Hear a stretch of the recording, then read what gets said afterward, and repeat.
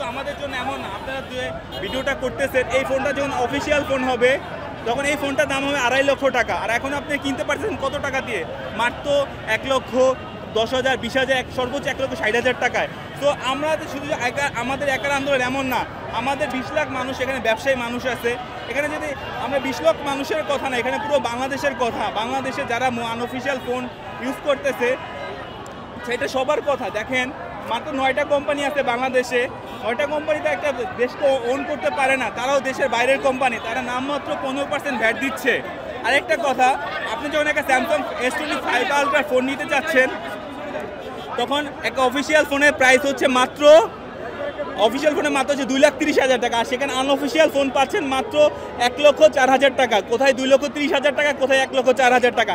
আপনারা যেসব ফোন দিয়ে ভিডিও করেন আপনারাই বলেন, যদি আপনাদের এই ভ্যাটটা আপনাদের কি সম্ভব? এইটা সম্ভব কোনোভাবে সম্ভব না। তো দেখেন সরকার যদি আমাদের ন্যায্য মূল্যে ভ্যাট দিত, অফিসিয়ালরা 15%, এরকম কোনো প্রমাণ দিতে পারবে আমাদের চোরাই ফোন বিক্রি করি? আমরা কখনো চোরাই ফোন বিক্রি হবে না।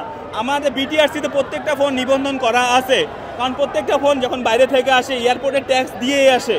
এয়ারপোর্ট থেকে কখনো শুনছেন যে এয়ারপোর্টে একটা ফোন ট্যাক্স ছাড়া আসতে? কখনোই আসে না। সো আপনারা কখনো বলতে পারবেন না যে আমরা চোরাই ফোন। এটা মানে আমাদের ওরকম মিথ্যাচার বলা হচ্ছে এবং মিথ্যা গুজব, পুরোটাই গুজব। সো এটা কখনোই সম্ভব না। আমরা বসুন্ধরা থেকে আসছি, আমার শপের নাম গ্যাজেট গ্লোবাল, আমার গ্যাজেট গ্লোবাল পরিবার থেকে সবাই আসছে এখানে।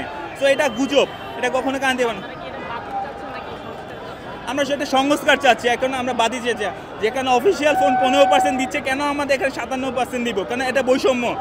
তাদের সিন্ডিকেট করতেছেন আমাদের 15% থেকে, আমরাও রাজি আছি 15% ভ্যাট দিতে।